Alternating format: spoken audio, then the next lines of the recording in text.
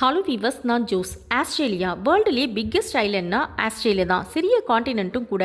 ஆஸ்திரேலியாவில் 8222 ஐலண்ட்ஸ் இருக்குது. அதில் 300 தீவுகளில் மட்டும்தான் மக்கள் வாழ்கிறாங்க. முக்கியமான தீவுகள்னா டாஸ்மேனியா, கங்காரு தீவு அண்ட் விட்சன் டேஸ்.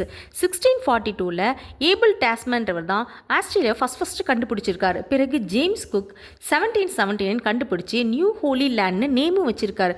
அதுக்கப்புறம் பிரிட்டிஷ் டேக் ஓவர் செஞ்சு டெரரா ஆஸ்திரேலியான்னு நேம் வச்சுருக்காங்க. காலப்போக்கில் ஆஸ்திரேலியான்னு அது மாறிடுச்சு.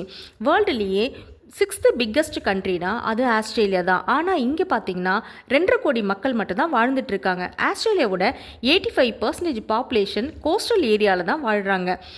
இங்கே 85% யூரோப்பியன்ஸ், 12% வந்து ஏஷியன்ஸ், அதில் இந்தியன்ஸ், சைனீஸும் இருக்காங்க.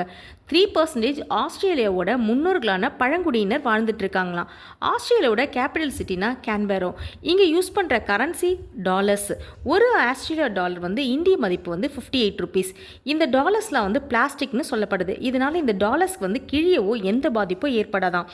வேர்ல்டுலேயே லார்ஜஸ்ட் ஃபென்ஸ்னால் ஆஸ்திரேலியாவில் தான் இருக்கான். 3500 மைல்ஸ் வரைக்கும் இருக்குமா. வேர்ல்டுலேயே லார்ஜஸ்ட் நேஷ்னல் ஹைவேஸ்னாலும் இங்கே தான் இருக்கான். 9010 மைல்ஸ் இருக்குமா.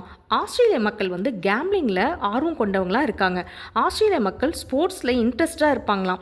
ஆஸ்திரேலியாவில் வேர்ல்டுலேயே பிக்கஸ்ட் கோல்ஃப் விளையாட்டு மைதானம் வந்து நுனார்போர் லிங்க்ஸ் அப்படின்னு இங்கே தான் இருக்கான். 848 மைல்ஸ் இருக்குமா இது.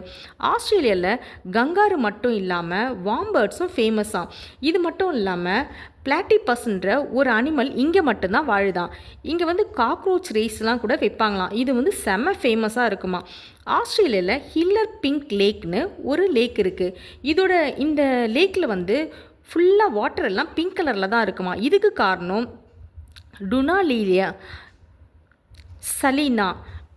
டுனாலியெலா சலீனா என்ற பாசிகள் மற்றும் பாக்டீரியாஸ் வந்து இந்த நிறமி உற்பத்தி செய்கிறதுக்கு காரணம்னு சொல்லப்படுது.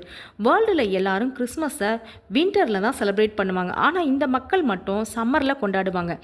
ஏன்னா டிசம்பர் to Feb வந்து ஆஸ்திரேலியாவில் சம்மராக இருக்குமா.